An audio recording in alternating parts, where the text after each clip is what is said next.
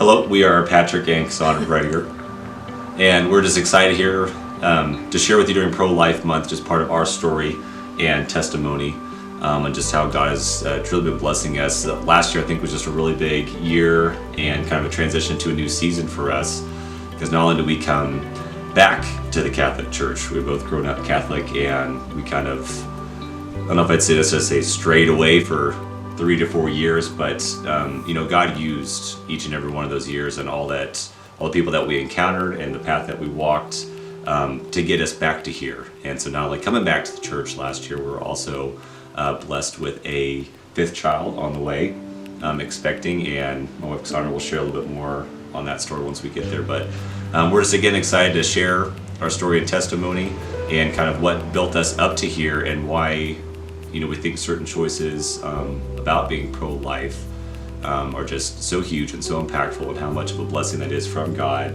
And ultimately what it boiled down to for us was that it's not our decision or choice really to take that away. Like, if God is going to continue to bless us and expand our family, then that's just incredible that He is trusting yet another child to our crew of 4.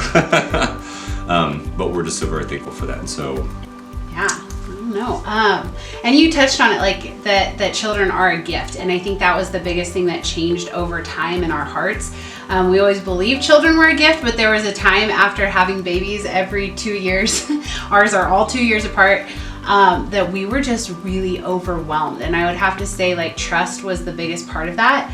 And so through that journey, I think we left the Catholic Church after our 3rd baby. We were just super overwhelmed. We felt like we couldn't understand. We couldn't hear things at church. And I think we hear that a lot.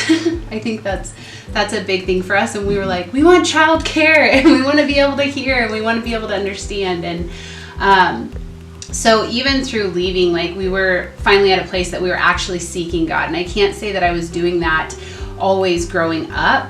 And so through that seeking, through those changes, we were really overwhelmed. And Pat, we just decided to make a permanent decision based on temporary emotions. And so after our 4th one, Pat got a vasectomy. And we knew, like, growing up, like, what the Catholic Church taught.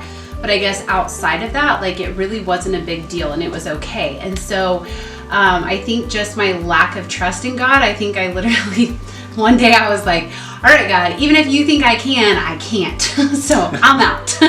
And I just didn't know how much more my body could take it, my emotions, my hormones, financially, how much more we could provide for a family, education, cars, whatever. I'm thinking, how could we possibly provide for the 4 that we have, let alone any more kids? So we made a permanent decision on temporary emotion. And through that journey, I ended up at a women's event, and it was for the first time a time that I can say that I truly surrendered my will to God.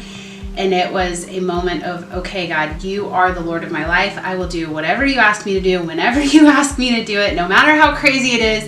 And when you open that door, like, God's definitely going to step in. And so, that's kind of when I think our life really started to turn around and to change, and to grow spiritually, and to grow in trust with God in that relationship. And I found myself at another women's event, and as I'm sitting there watching this video, and it was a video that was talking about just how, like, our first ministry is with our children, and just what we can do in the world through them. And I had never seen it that way. And I came home and I'm like, Pat, we were not supposed to have done that. And I knew it in my heart, and I had, like, I don't know how many people I asked, like, is it okay that we did this? Is it okay that we did this? And I was just wanting somebody to be, like, affirming me in our decision. But I already knew. So I came home and I'm like, I need you to pray about this. I don't think we were supposed to have done this. And Pat prayed about it, and he was like, I don't think we were supposed to have either. And so the first thing I did is I pick up the phone to find out how much it's going to cost to reverse this thing. And it was like anywhere from like $3,000 to $8,000 is what I was finding. And I'm like, surely God doesn't want to do that to our bank account. So of course I'm like praying about it. I'm like, you know what? I think he's going to give us a miracle baby. And this is, I've heard stories like that. So I'm like, okay, if we just have enough faith, God will turn this around for us. We've repented, we're forgiven. He's not mad at us. And so I had it in my head that we were going to have a miracle baby. God was going to bless us. And I prayed about it, and I really felt like I knew it was even, the timing was going to, I heard 3, and I'm like, okay, 3 months. It's got to be 3 months, right? And so it begins. So like at the end of that 3 months, we're still waiting and nothing's happening, nothing's changing. And I thought, okay, is God mad at me? Maybe he's still mad at me. Maybe I don't have enough faithfulness. Like, what am I doing wrong? And I just started this whole path that like I was doing something wrong, and that's why God couldn't bless us with another child. I was laying there, and I just heard this soft voice just was like, you know what? Faith and hope without long suffering is a whole lot of disappointment. And it was at that moment that I realized, okay, you're calling me to surrender again. And you know better than I do. Your view is not my view. And I realized like God was still doing something through this pain that I was walking through, and that there was fruit he was trying to produce in my life. He didn't just want me to have faith. He didn't just want me to have hope, but he wanted me to understand long suffering also. To walk through what so many other women have walked through with the disappointment of not being able to get pregnant, seeing the negative tests and all of that.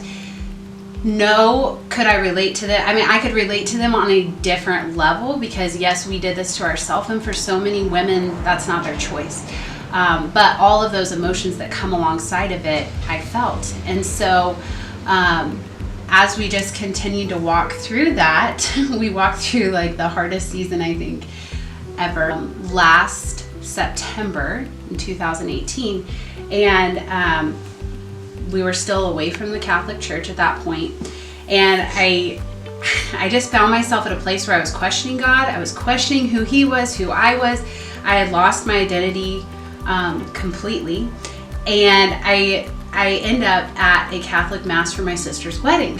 And we're sitting there, and I'm like, I really try to live my life by just knowing that like I believe that we can only know God to the extent that we receive him. Like I believe that we are the ones who put up walls to what he wants to show us, how deep he wants us to go in our faith. And so I'm sitting there at this Catholic mass, and I'm super irritated, looking at all the statues, just like my skin is crawling. And it was time for the consecration, and that was the hardest part for me to leave in the mass.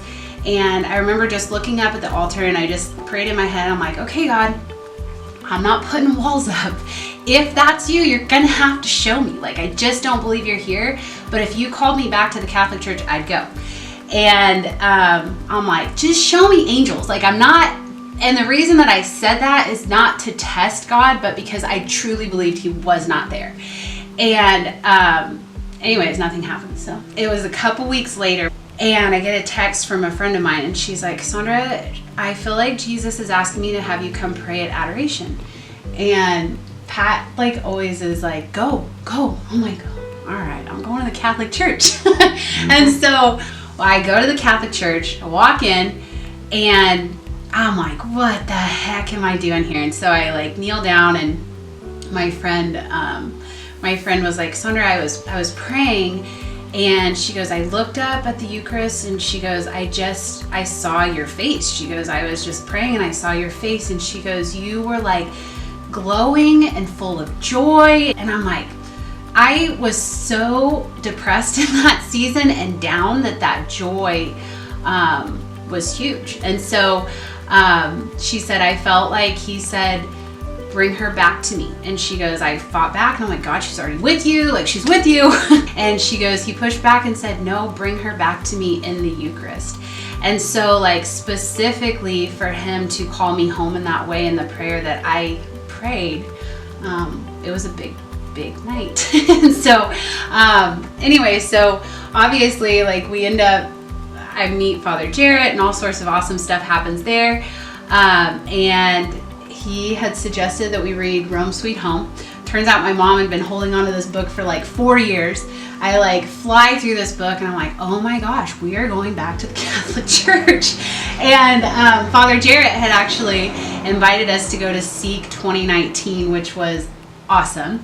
And so Pat and I end up there, and I was at this conference, and I'm still praying about the baby. And I'm sitting there thinking like, okay, God, whatever brings you more glory. And I was just thinking about the baby and how much we wanted to have another baby. And I thought, okay, so what would bring you more glory? Would it be a miracle baby that somehow the Predigers get to have because they repented, when there are so many women who would love to conceive, who are qualified, who are beautiful women of God? Or would it be our obedience? And I just felt like it was obedience.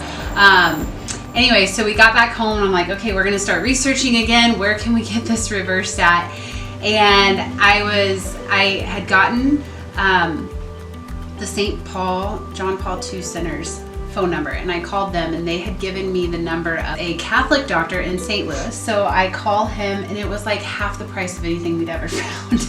And anyways, lo and behold, ended up getting that appointment, ended up getting it like the day after our anniversary. And come to find out, we were expecting right away. And so it was crazy then, because I end up looking at this, and it shows up on my timeline on Facebook that 3 years prior I had posted a picture of us with our last baby getting ready to go in and get Pat's vasectomy to the week of us finding out that we were pregnant after having the vasectomy reversed. And so it was 3 years exactly. And yeah, it's been really, really amazing to see what God can do through our struggles, but also just how He can build our trust.